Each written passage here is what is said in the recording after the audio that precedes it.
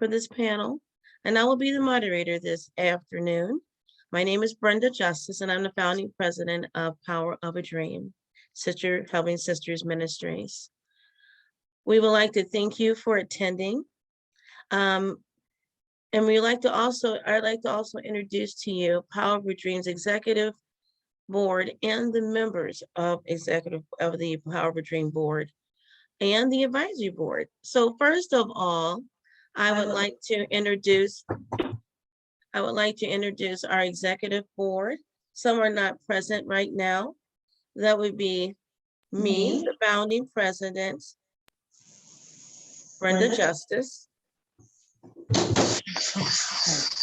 Nadine Bates. She is our vice president and the chaplain. We have Carla Portis.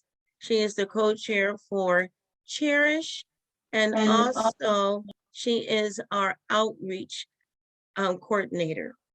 We have Anita Young. She is our member at large. We have D'Amico Justice. She is also a member at large. Artelia Mayfield. She is our member at large. And also we have Nancy Jacobs. She is our co-chair. Thank you. Our advisory board is Dr. Martha Banks, who I do see here, and David Psycho, Robert Hunt, Ophelia Averett, Beverly Lomax, Paul Watson, and Edgar Miller. The mission of Power of a Dream, Sister Helping Sisters, that we are advocates against domestic violence. It's an awareness for teens and for women, not excluding men, by empowering and bringing back self-respect spiritually, mentally, physically, verbally, educationally, and emotionally in our community. Power of a Dream is a 501c3 nonprofit organization. I would like, before we start our panel discussion, I would like to have prayer. If you don't mind, Martha, I know you are very qualified to minister. I would like Dr. Martha Banks to lead us in prayer. Thank you. Certainly. Let's be in an attitude of prayer. Dear Lord, we come to you this evening asking for your guidance as we look over and try to protect our younger sisters, our teens who are learning about life and yet are so vulnerable. We ask that you provide us with guidance, help and support our speakers this evening, that they may give guidance that can be well understood and that we can all pass along to all of those younger in our lives. We thank you so much for this opportunity. We thank you for the technology that allows us to come together at this time. And we look forward to your continued faith in us as we express our faith in you and we all walk together. In the name of our risen Lord and Savior, Jesus Christ. Amen. Amen. Thank you, Martha. I would like to introduce our panel. Our panelists will share their expertise as they bring an awareness about our critical issue of teen domestic violence. First, we have Journey Center for Safety and Healing, Carrie Joseph, Prevention and Community Engagement Manager.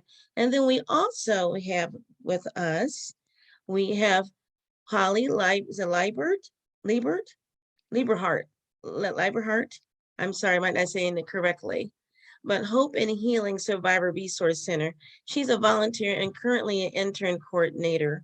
And also, I think you're also an outreach assistant occasionally and a presentation facilitator. So I am so glad that we're going to start off by having Carrie speak to us. And I want to give a little bit of her background. Carrie is not about her background, but about the Journey Center. The Journey Center for Safety and Healing is Cauga County's most comprehensive domestic violence agency, formerly known as Domestic Violence and Child Advocacy Center. Journey Center carries on the same mission, vision, and values. Journey Center for Safety and Healing provides services that foster safety and healing to those affected by domestic violence and child abuse and prevents abuse through education, advocacy, and systematic change. We envision a community where safety and well-being are achieved by empowering people to find a path toward healthy, thriving relationships. May I welcome Carrie to our panel. Good evening, everyone. Thank you for allowing me to be with you all this evening. And thank you for that lovely introduction. I just want to mention, prior to being Domestic Violence and Child Advocacy Center, there were two separate organizations. There was the Bellflower Center for Prevention of Child Abuse, and there was the Domestic Violence Center. But what we found was we were often serving the same families because individuals, when there's violence in the home, it impacts everyone. So the children were impacted. So they were going to Bellflower Center. And, and oftentimes 50% of the time, if the male partner is abusing their female partner, they're also abusing the children. So we had the children that needed help, and we had the victim that was going to the Domestic Violence Center that needed support.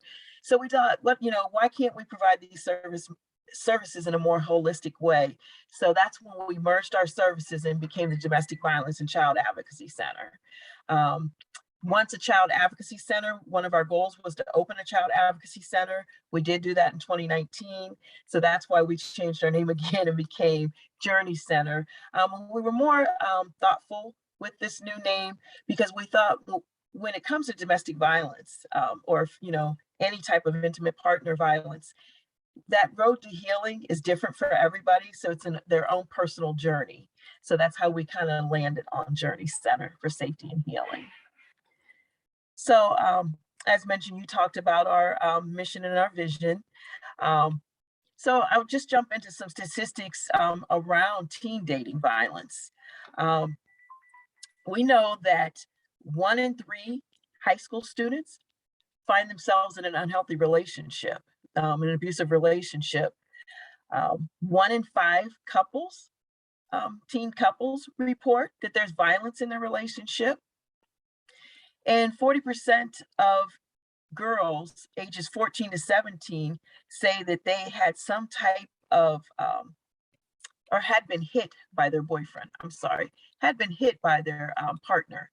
So we know, this is why we have to have these conversations. We know it's a problem just based on these basic statistics. So what when we're working with our young folks, we want them to understand what a relationship is. So we describe it to them as that relationship with two people. And unfortunately, we often know that sometimes it involves more than 2 people, but generally there's 2 people in a relationship. That relationship can be intimate, be sexual, but it does not have to be sexual, but it's an intimate style relationship. But it can be casual, it can be straight, it can be gay, it can be committed, it can be open, it can look very different. It can be short-term, it can be long-term. So it's a relationship defined by each individual. So I also say individual because it's not, sometimes we find that they're not on the same page when it comes to a relationship. One partner thinks that it's maybe a strong committed relationship, and one partner thinks that it's just a casual or not so serious. So that's where we start to see that unhealthiness come into the relationship. They really aren't on the same page on what type of relationship that they have. So, to help our young folks recognize whether or not, they're dating, we talk about, do you have romantic feelings about this person? How do you feel about this person? Are you both looking for the same type of relationship? Talk about what type of relationship that you're looking for. Do you hang out and go on dates? What we find sometimes is, they're not really going out. They're just really getting together for, intimate purposes. So is it a relationship where you're spending time going out, doing things together, or is it for a sole purpose? And do you, again, do you agree on what type of relationship is it? Is it exclusive, or are you dating other people? So that's what we really want our young folks to really think about when it comes to those relationships. So when we think about it being an unhealthy relationship, or when it comes to dating violence, we describe that as when one person intentionally causes harm to their partner. So that harm can look very different. It can be sexual, it can be physical, it can be verbal, it can be emotional, but it looks very different. But again, it can occur in any type of relationship, whether it's serious, not serious, whether it's heterosexual, whether it's same sex, it happens in all relationships. But again, what it really comes down to is when you have an unhealthy relationship, it's about one person having or wanting or exerting power or control over that other person. A lot of the times when there's an unhealthy relationship and things are going on in the relationship, sometimes they want to describe it as, it only happens when they get mad. Well, it's not just when they get mad. It's not about them getting mad. It's about them wanting to control that other person. If it was about them getting mad, they would get mad with peers. They would get mad if they worked. They would get, angry at parents and do these mean things and hurtful things, but they don't generally. Generally, when it's in intimate partner violence, it's only with their intimate partner because that's who they're trying to control. So that's what we see with, our teen relationships. So, we try to help them see on a spectrum what that might look like. So when we think about a healthy relationship, there's respect, there's strong and healthy communication. In a healthy relationship, you have trust, there's honesty. You can be an individual. They can be themselves and make decisions. And there's also equality in that relationship. When it starts to get unhealthy, we start to see more signs of maybe inconsiderate behavior. The communication is not so strong. Maybe it's good one day, then there's, a couple of days where they can't seem to communicate in a healthy way.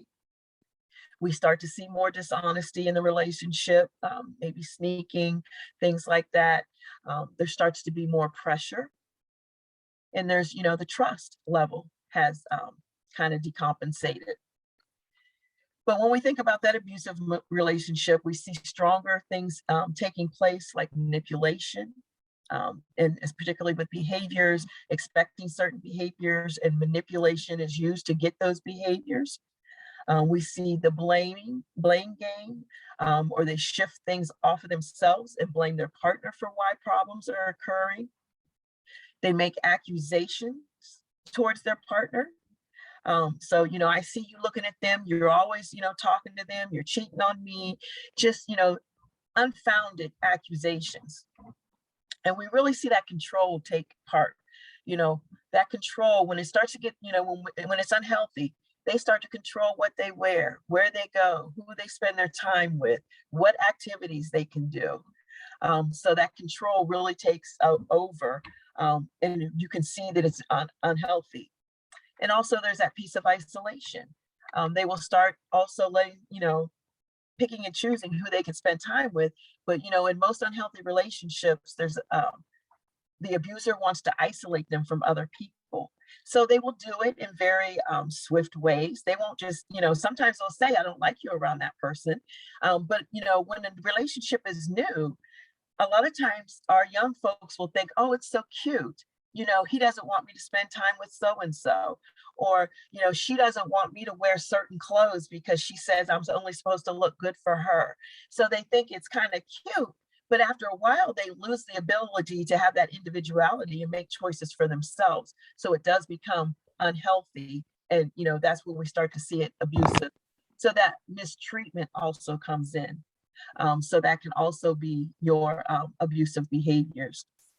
So, we like to make sure that young folks know when they're in a relationship, they have rights. They have a right to always be treated with respect. They have a right to speak their own feelings, have their own opinions, their belief systems. They have the right to, do that. Of course, they have the right not to be abused. They have a right to set limits and boundaries. We want them to set limits and boundaries around what they expect out of that relationship.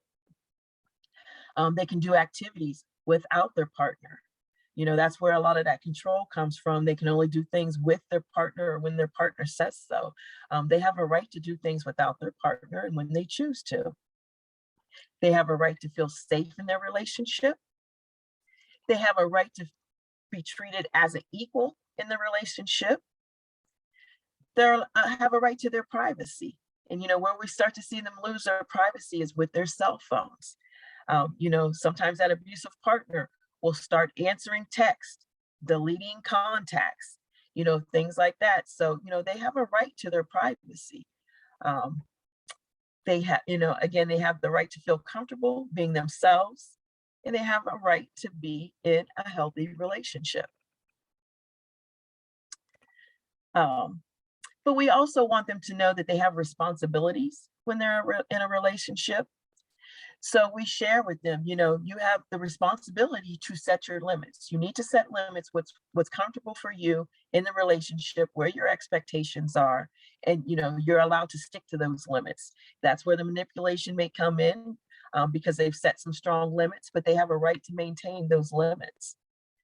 They also need to respect their partner's boundaries and their limits. They want to respect their own feelings, emotions, and beliefs. They need to be considerate just as well. They want to be treated with consideration, so they also should be considerate of their partner's needs. They have the responsibility to ask for help when needed. If they find themselves in an uncomfortable situation, it's okay to reach out for help. Again, they're responsible to be honest in a relationship, treat their partner as an equal, and to be treated in a healthy way in that relationship. So we advise them to always go at a comfortable pace, practice trust, honesty, independence. Again, have respect in their relationship, be kind in their relationship, take responsibility in their relationship, have healthy conflict in their relationship. They don't always have to get along, but they need to be healthy in the way that they disagree. And they have we want them to have fun in their relationship as well.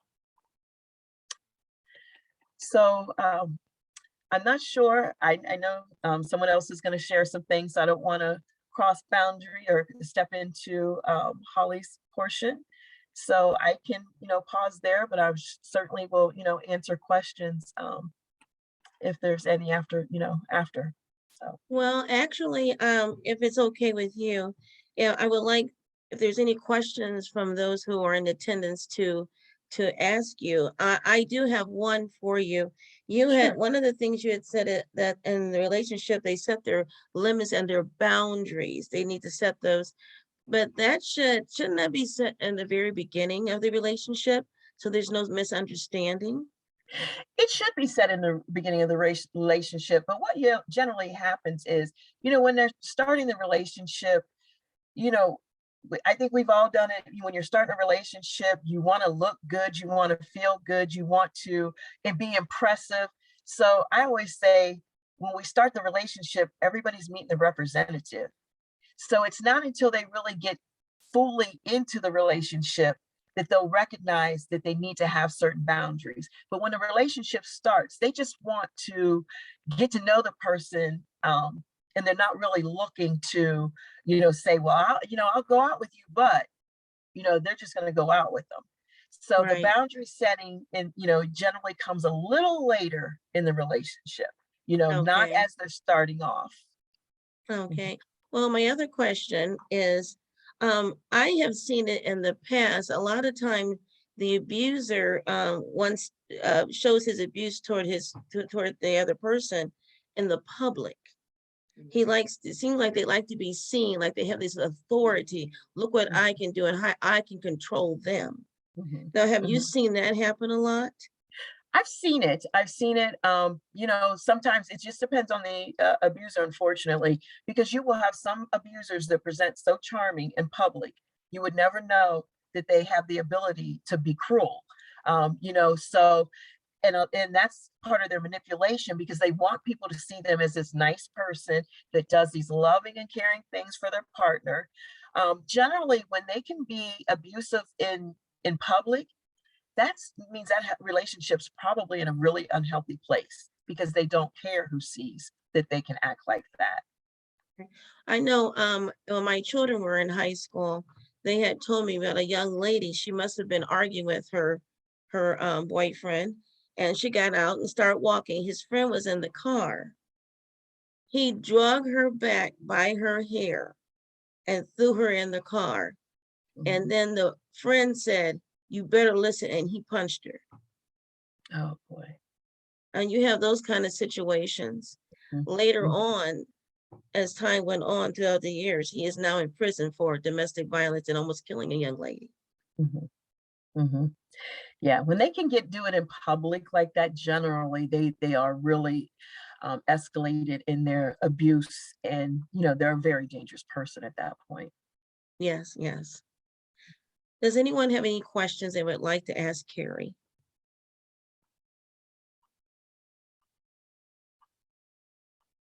No one?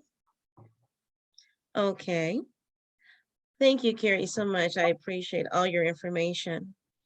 We are going to continue on, and we are going to be speaking with, I'm pulling my little notes up here, with Holly Liebhart. Now, I'm not sure if I'm saying your name correctly, Holly. How do you say is it Liebhart? I've actually heard it every way in the book, and it honestly doesn't matter to me. I probably don't understand how to say it either. It's from German heritage, but we all say Liebhart. Oh, Liebhart. Okay. Mhm. Well, I would Make like it a to little introduce easier. I would like to introduce Holly Liebhart.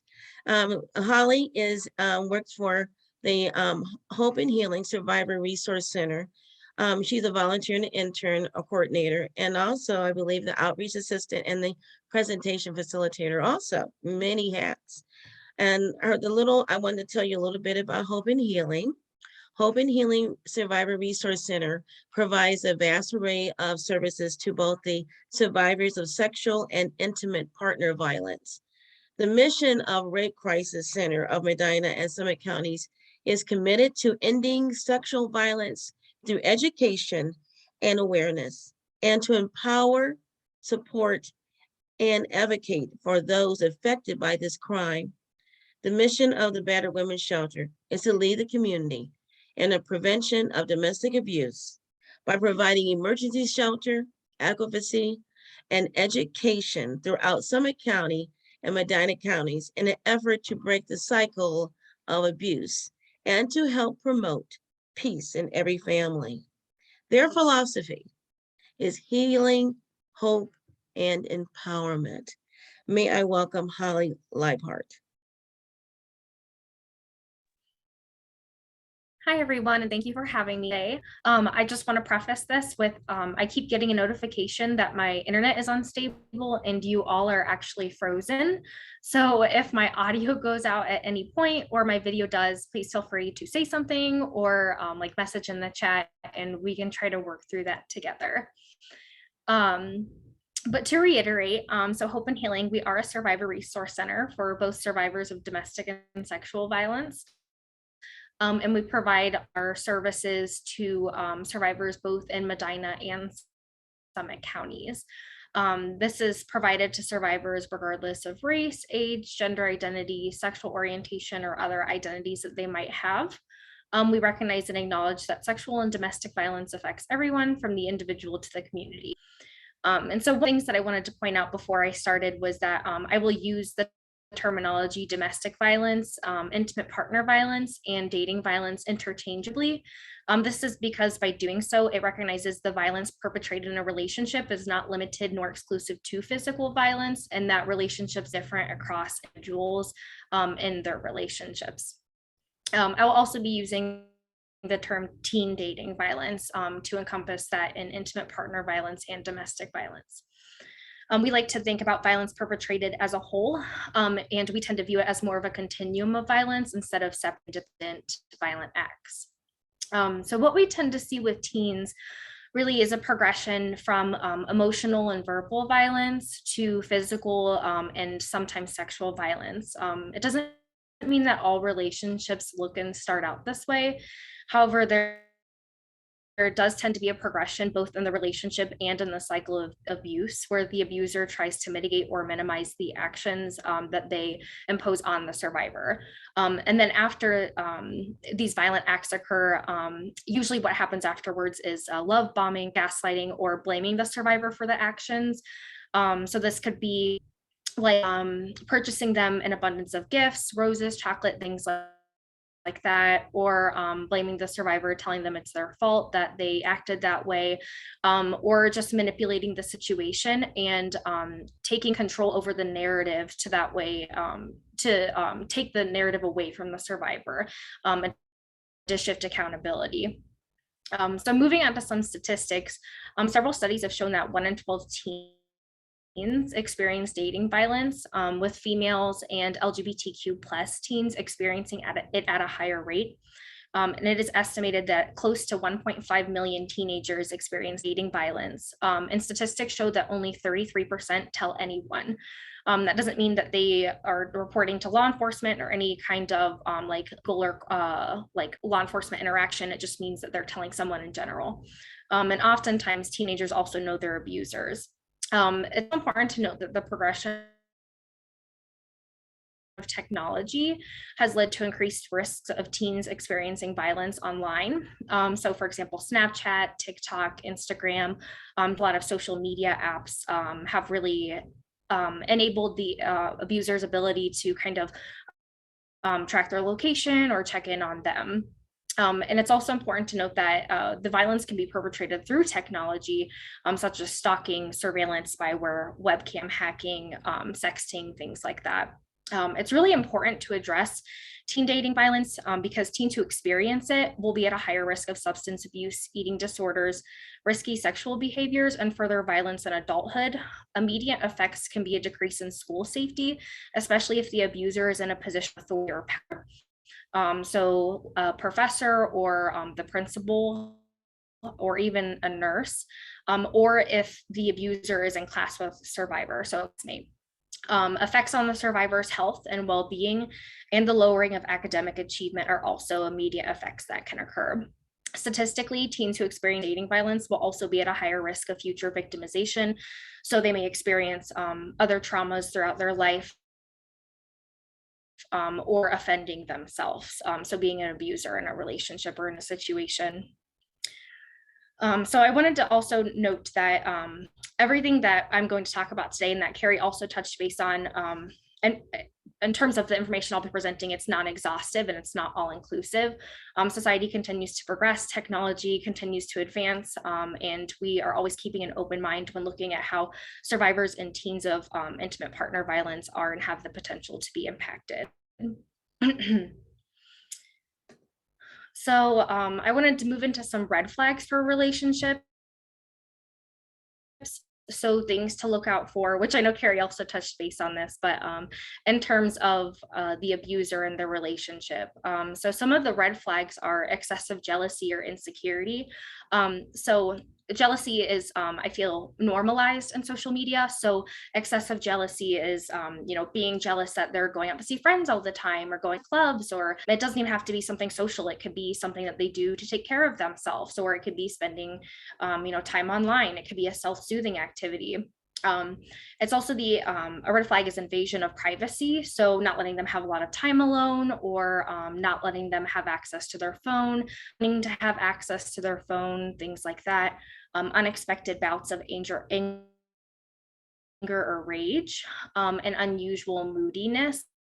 So things where maybe the day is going great and then all of a sudden they get very escalated or heightened, and there doesn't really seem to be a causation as to why, or there doesn't seem to be a logical causation. Red flags, more red flags are pressuring a partner into unwanted sexual activity, blaming the survivor for problems in the relationship, not taking any responsibility, controlling tendencies, explosive temper, preventing the survivor from going out or talking to other people. We kind of touched base on this, and jealousy, constantly monitoring whereabouts. This was what I was kind of referencing in terms of the technology. We talk about technology a lot when we talk to teens about prevention.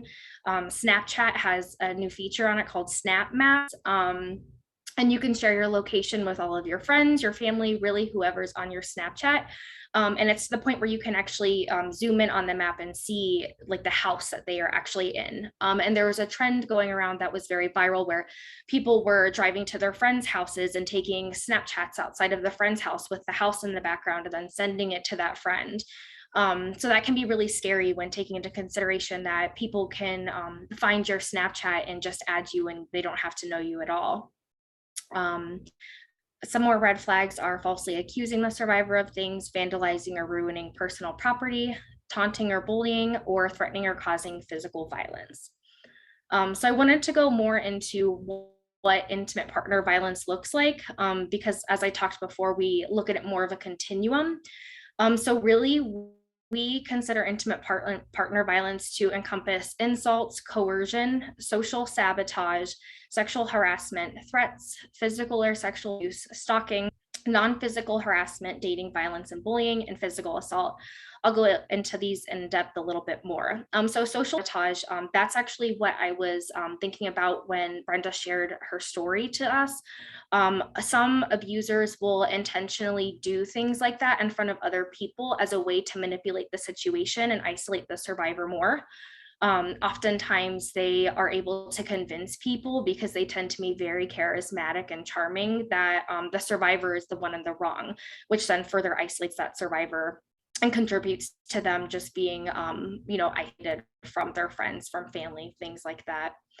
Non-physical harassment, dating violence, and bullying, that can encompass spreading sexual and non-sexual rumors, making crude jokes, or calling people names or cultural slurs, isolating someone from a friend group, sending mean texts, emails, sent messages, direct messages on social media, posting nasty pictures or messages about others online, using someone's social media to spread rumors, so hacking into their account, and intimidation, and physical assault, as we all know, pushing, grabbing, tripping, hitting, any kind of act that is not consensual. So I also wanted to touch base on warning signs for loved ones. So if you think that someone might be in a relationship that's healthy, some of the warning signs that you can see are the survivor feeling an intense amount of confusion, shame, or guilt in terms of the relationship or in terms of certain situations. They may express confusion over why their partner gets upset all the time for no reason. They may express shame if their partner maybe publicly shamed them in a restaurant for really any kind of reason, or guilt over really kind of any incident that pertains specifically to that relationship. You also start to see a decline of their physical, mental, or emotional health and well-being. So what this might look like is they might not be as interested in the activities that they normally are interested in. So they might not be wanting to go to their favorite clubs anymore, participate in athletics if that's their interest. They might have more of a decreased mental state or emotional state. So they might seem more depressed or apathetic. And they might also shut down and not be willing to talk about their emotions also. In terms of older teens, you can see a lot of financial stability or their job. So the abuser might force them to quit their job, or they might, be making the survivor give them all of their money. And older teens getting near to adults, they might lose their home. They might lose like the power status that they might have depending on the situation. Or they might lose social or professional life / interests. So if they're in any kind of professional organizations or like those clubs, athletics, like I was talking about. Kind of relevant to teens, but more towards that older population, like I was talking about, also children. They might stop being as involved with their children, or they might be fearful over their children often if that's a threat or a tactic of manipulation that the abuser uses. They, in addition to the other emotions, could feel fear or embarrassment over any of the things that I just talked about. They can actually have physical problems from anxiety or stress. That would be like gastrointestinal problems, so maybe a lot of nausea, lack of appetite, less frequency of sleeping or increased frequency of sleeping. They could have a change in personality, kind of like I was talking about with the apathetic state or more depressed state. For school specifically, they might have more disciplinary problems for both the survivor and the abuser. They might be acting out more, or disciplinary could be due to attendance or failure to turn in assignments, things like that. Social isolation, and also legal issues. So the legal issues can kind of go in tandem with the disciplinary problems as well. I also wanted to touch base on why people abuse. So oftentimes people try to find a logical explanation for why abusers abuse, but there just simply is not one. They abuse because they want to. It is a pattern of intentional behavior. And that behavior is used through power and control tactics. So a lot of the acts that they do are to gain power and control over the individual, as Carrie touched base on. And the reason that they do this is to establish and exert power and control over the survivor. And it can also extend to people through that survivor too. So maybe their family and their friends, if they're reaching into that isolation of the survivor aspect. And then to kind of wrap things up, I did want to touch base on a healthy relationship, what that looks like. So also touching base with what Carrie said, good communication, trust, respect, honesty, equality and equity, compromise, having an open conversation, being able to talk about your boundaries, what you need, what is healthy for both of you, having individuality, being your own person, being able to continue doing what interests you, wearing the things you like, dressing the way you want to dress. Mutually fair problem solving. So that looks like, coming together, like for a compromise, not one person having the say and that be end all. Having understanding and empathy for the other person, both individuals having self-confidence, and then having mutual support. And that was the end of kind of my little presentation. So I guess I will open it up to questions. Thank you so much, Holly. I do Robert. have, Of course. yeah, I do have something. My name's Robert Hunt. Those that don't know me, I'm the board president for NAMI, Summit County National Alliance on Mental Illness. And what we've found, especially right now with the youth, there's been a heavy increase due to the anxiety, personality disorders. Why is my child acting out? And many times we don't get the child checked out because of maybe the stigma or the shame and those different types of things, and we hide away from it instead of dealing with that particular situation.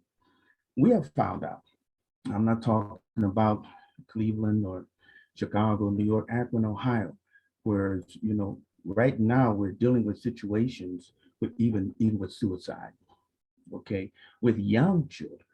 Yes. Okay, statistics on that with young children. So I'm glad to be here, glad to be invited by President Brenda Justice there for Power of a Dream, because it's something that just getting the word out more. If you don't know about NAMI Define, we don't charge anything, and people don't know that, okay, but you can come to us. We have so many programs. With the largest organization in the nation as far as dealing with mental challenges, mental health.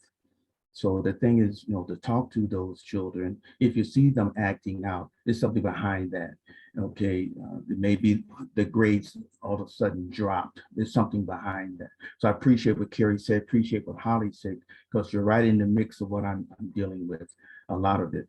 Okay, so that's pretty much what I have to say with it, but hopefully to get educated, once again, about NAMI, what we actually provide to this community. Okay, and I'll do anything I can to help out in those particular areas.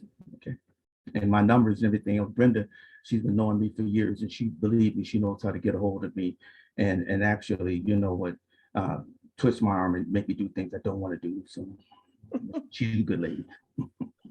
Any Thank questions? you, Robert. Okay, Thank appreciate you. it. But Holly and Carrie, my Thank you. God, just appreciate you so much being into this, because this is something extremely heavy we're dealing with.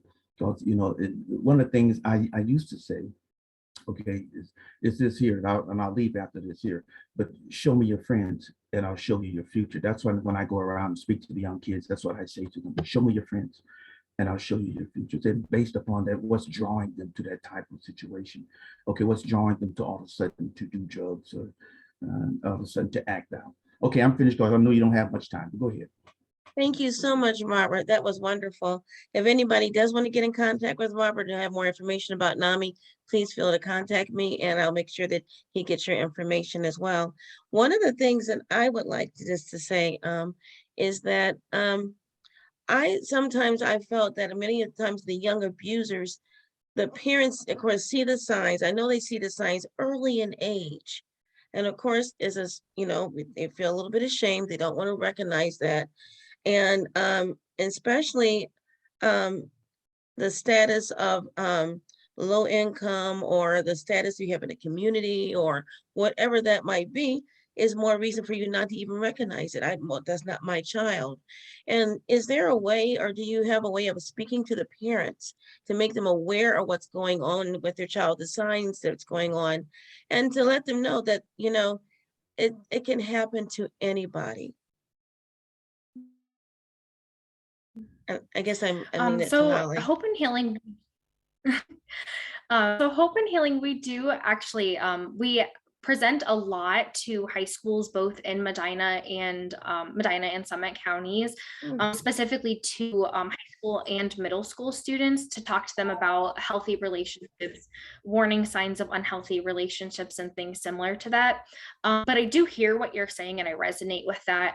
And I think really what kind of goes along with maybe that lack or that barrier of access to services is really the stigma that is with mental health, and also the stigma that ties in to also domestic violence and sexual violence itself.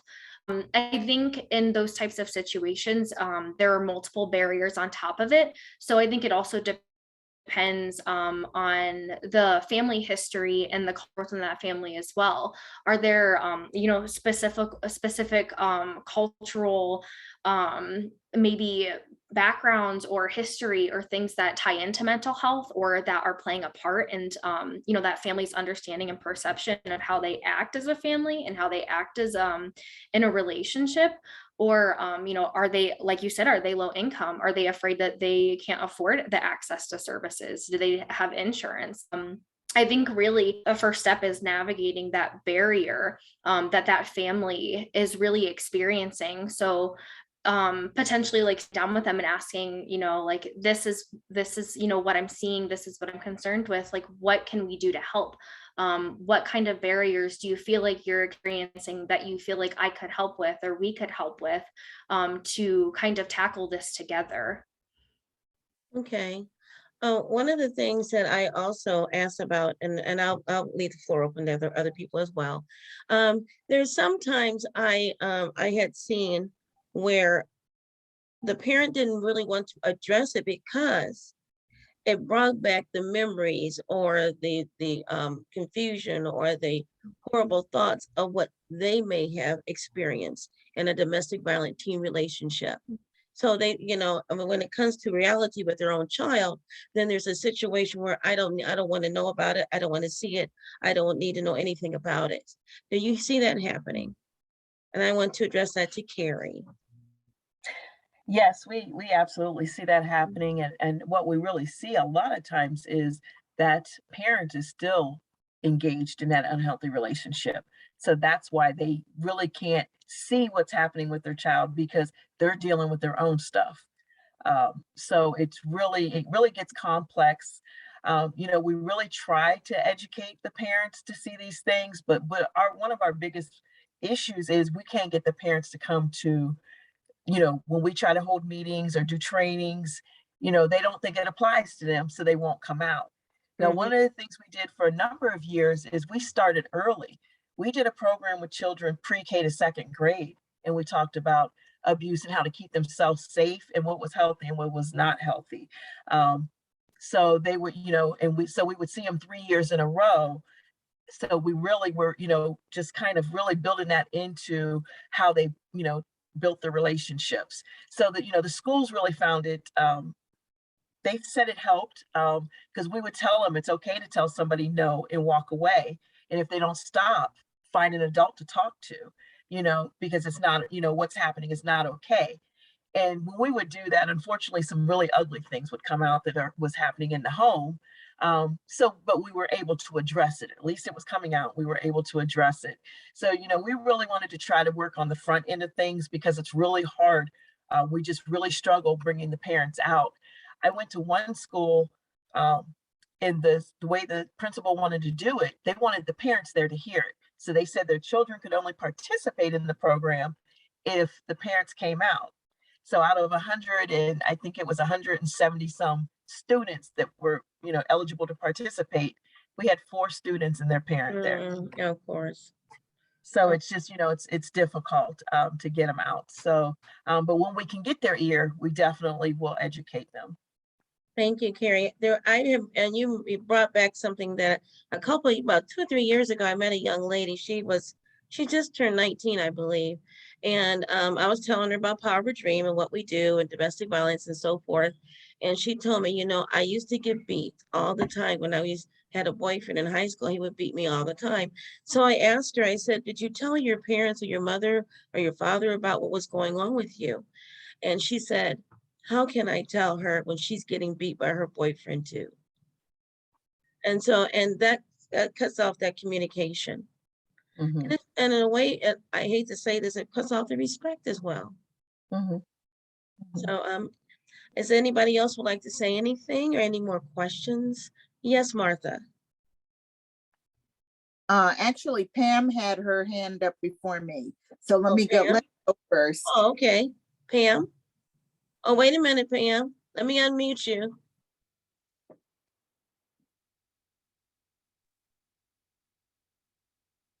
Pam, can you unmute yourself? Yes. Okay, there you go. I would like to say that it's like a chain reaction. If you have a background like that, like I did, I had a background where my mother was in a domestic violence relationship, and I grew up that way. So I was predisposed, and I am more or less attracted to that type of relationship. And this is what I would like to know. How do you stop the continuum of a bad relationship? How do you stop that from happening? How do you stop to be attracted to healthy relationships, to get people that are healthy for you, and to not attract how do you go about getting attracted to healthy relationships? How do you feel about yourself, Pam? I have low self-esteem. I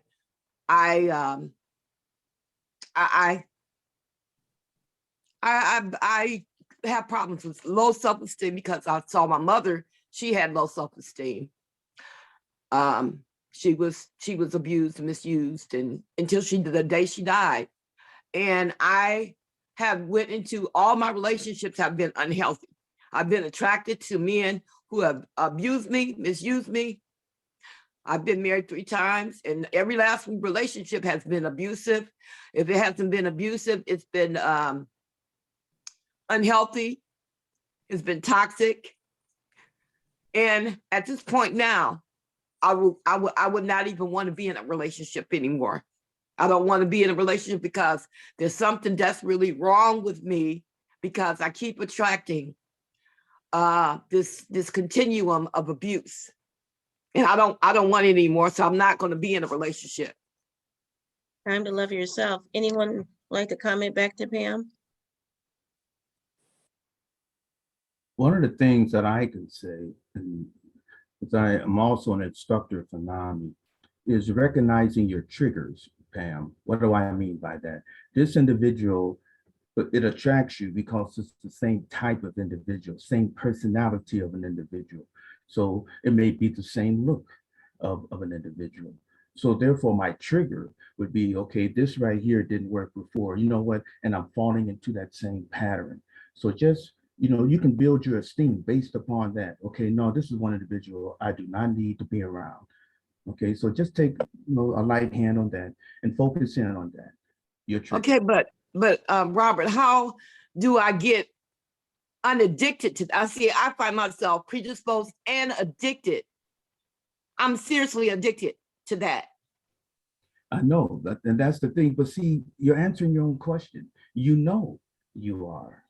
Okay, so your focus is that, you know, this type of individual, you know, you almost walk into it saying, I'm going to be abused because this is the type of individual that I've been with throughout the years. So you know that, Pam.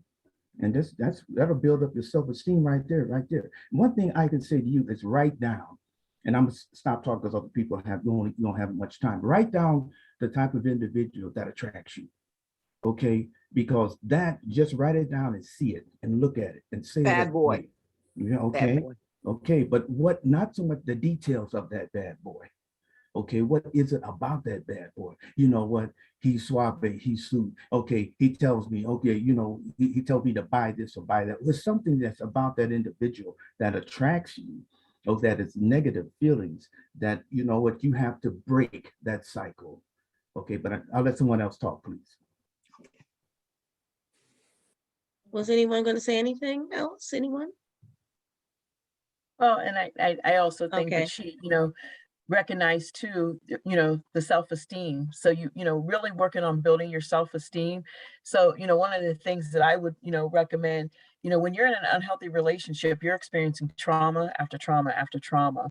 You know, trauma therapy may be, you know, something that would be beneficial so that you can really work through those with a professional. Um, but you've experienced a lot of trauma, and to be able to learn to love yourself the way you know need to, you really need to explore some of those past hurts. Can I just share Yeah. briefly with someone, please? I recently had a break-in as of last night. I don't know this person who it was. The police are involved in it. What happened? Why me? Why me? I don't understand that. People who I don't even know, they bother me. I don't understand that. Yeah. We can talk about that portion after. So we're just going to try to make sure that we stay on track, okay? On track, yes. Because, you know, I know how you're feeling right now. And, you know, but we're going to stay on track, and then we're going to talk about it afterwards, if that's okay with you. That's Okay? fine. All Mhm. right. Thank you. Nadine, were you trying to say something? Because it looked like you were talking. Am I wrong?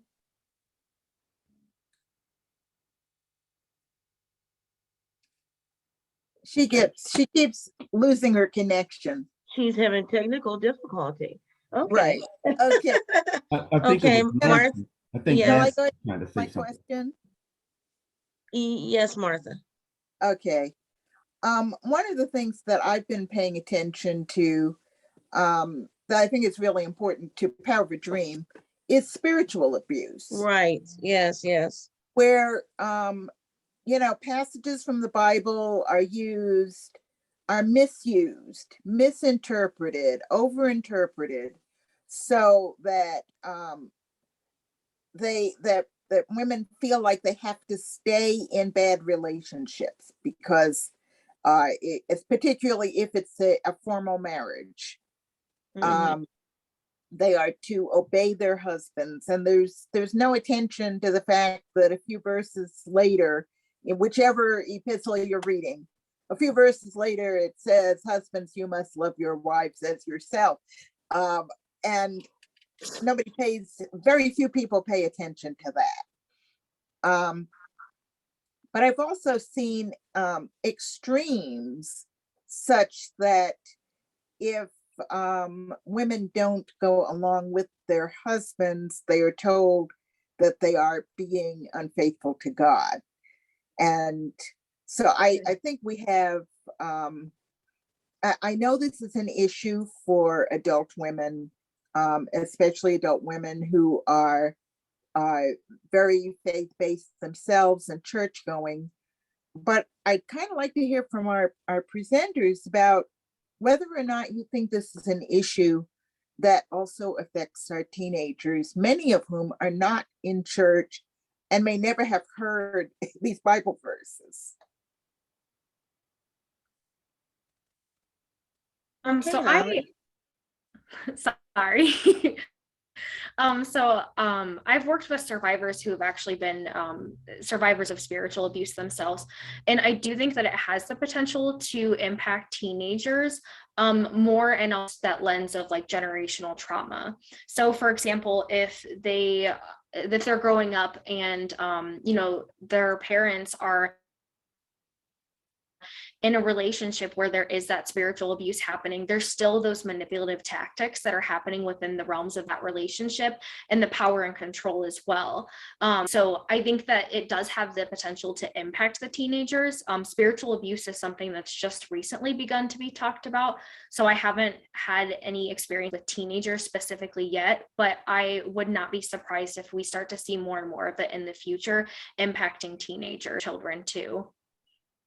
Can I say something about Yes, that? please. Yes. Okay, when I was in a Pentecostal church and I joined it at the age of 17, I was battered in a Pentecostal church, and I was told that if I didn't marry, I would burn in hell, and so I married. That was the reason, and that deterred me to get into an abusive relationship. So I was a teenager. And I was scared in the church, and they told me to take off my earrings, it was just a lot of stringent rules. And it really affected me. Mm-hmm. Mary, did you have anything you'd like to say about that? Yeah, I would echo what Holly was saying. We're really starting to hear more about the spiritual abuse. It's something newer that we're hearing about. So myself, I have not worked with youth, but when you think about if it's happening in the home, it's impacting the children. So I do think we'll start to hear more about how the impact is falling onto the youth. Is there help for that? Well, we would work with it. We would work with it like we would any other form of abuse. We would want to, because again, there's the power of choice. They should have the ability to choose, and it's being manipulated. And that's part of, manipulation is one of the bigger tools that an abuser uses. So, we're going to engage and empower individuals when they find themselves in that unhealthy situation. Now they also, I've seen where they will hide all spiritual objects, Bibles, all those things that they are, they use for the closeness or spirituality. Have you heard about that? Those kind of things? It's just being, another form of control. I have not heard it specifically, but it makes sense, because as you said, it's a form of control. Yeah. Okay. Mhm. Does anyone have anything else that you'd like to add? Nancy, would you like to say anything? Nadine? Nadine, there you go. Okay. What I was going to say too, and this can also be a catalyst for the young people, changing one's mindset of previous or preconceived relationships, preconceived ideas that causes one to be in an abusive relationship. I think if Pam can change her mindset and speak to herself about deserving better and presenting herself for better, we can convey the same thing to our young people, that it is not normal to be in an abusive relationship. And if they change their mindset in believing that this is something I don't deserve and something that I'm not going to participate in, I think that will be a step in the right direction for a healing for them, and also to attract different people. Pam, can you hear me? You need to look in the mirror and to say that you love who God made you. You know you are wonderfully made. Am I correct? I don't think you look in that mirror very often, do you? You need to look in the mirror. I feel like a 60-year-old woman now. You're not. Remember, I told you you're not. You're not 60 years old. You may be 60, but you don't have to act like you're 60. You're still a wonderful and a beautiful person inside and out. And that you know, and you know that. Thank You you. need to tell that to yourself continuously. You know do you understand what I'm saying? Well, Brenda, it's kind of hard when you've been brainwashed all your life and you've seen a lot of abuse in your mother. That has a traumatic effect on you. So that imprint of my mother is just there, and I'm getting treatment for it, but it's perpetuated every single day of my life. It's a process, but you are getting counseling, correct? Is that what you're saying? Not right now. Not right now. Not right now? Okay. No, we'll talk later about as you go forward. You asked. Yes, Nadine? You can change that, Pam. I was going to say, Pam, the decision is yours. Stop the perpetual cycle now. Change your mind and make it a promise to yourself that you're not going to allow the cycle to continue. The power of your words in your mouth released into the atmosphere create what you will get. We have what we say. Now, if you say, I am no longer going to allow this perpetual cycle to rule my life, and I am changing my mind, and I want better, those words are released in the atmosphere, and the power of that is what you are going to get. So right. All right. Thank you so much, Nadine. And we are getting close to the end now. And Nancy, she's one of our Harbor Dream executive board members. Did you want to say something? You take yourself off mute. Okay, I wanted to say that when it comes, I did like what Carrie was saying as a speaker when she talked about how they did it, work with the pre-K through second grade, because a lot of times with the younger ones, you see it early on. I myself, who has an associate degree in childhood education and community service, and my minor was definitely childhood education, but also I was a foster mother for over 25 years.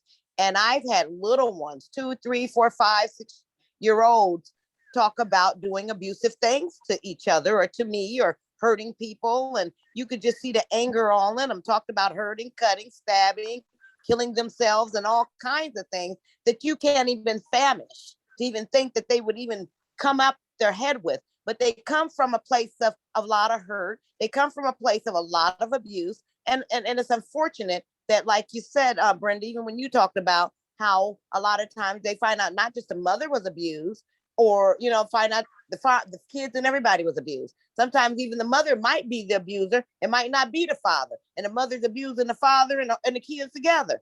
So I'm just saying that it's an impact of abuse that perpetuates. And if the child doesn't get help early on, they are going to be explosive in the future. So I love the little ones, and I like to put as much as I can into them, because they are going to be our future. They are going to be the adults, not just teenagers. The teenagers are going to become adults one day, and we want them to be able to learn to be decent people in society, loving, kind, and know that even you come from a hurt place, that you could still understand not to hurt others and learn not to hurt others. And it hurts. Nobody wants to be hurt or mistreated or abused. And that abuse, if you don't break the cycle, it will repeat. You are so correct, Nancy. A trickling effect. Absolutely. Am I correct?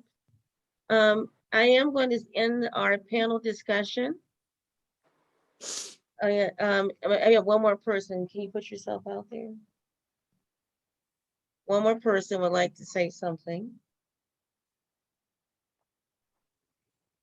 Oh, never mind. Carl, you can come up this way.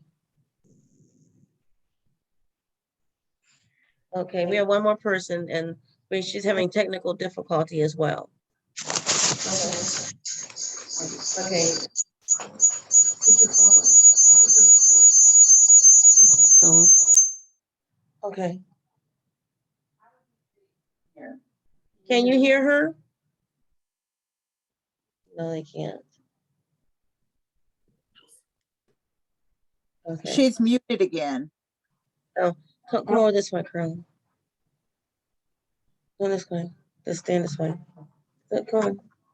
You're probably going to get feedback. So Brenda, you might have to turn your mic off while she's talking. Oh, okay. Okay, Carl. Okay.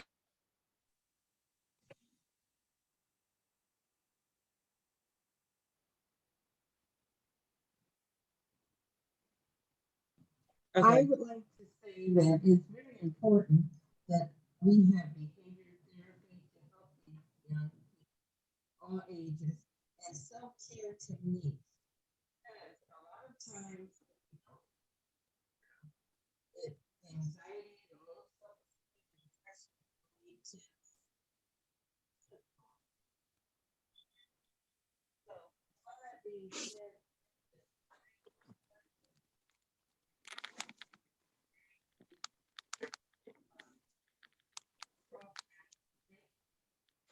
Thank you, Carla. I would like to thank everyone who took the time out of their busy schedules, trying to get off work and to be here, but we're all here for the same reason. We see that there is a need, and we see that teenage domestic violence is on a rise, and we need to bring in awareness, and that's what Power Dream is about. And hopefully you can tell someone, and although they might not be here, this will be put on YouTube, so they can refer back to it. And we have the intent, I know Carla, Nadine, and Nancy, and Laquita, Succession, all of us have the need to reach out to our young people and find a way for them to make them aware of what's going on with them and to appreciate them and love them for who they are.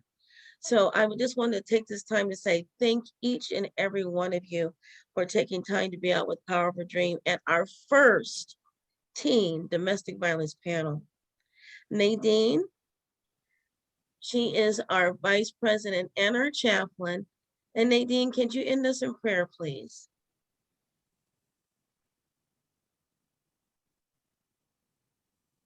Nadine, you're still muted.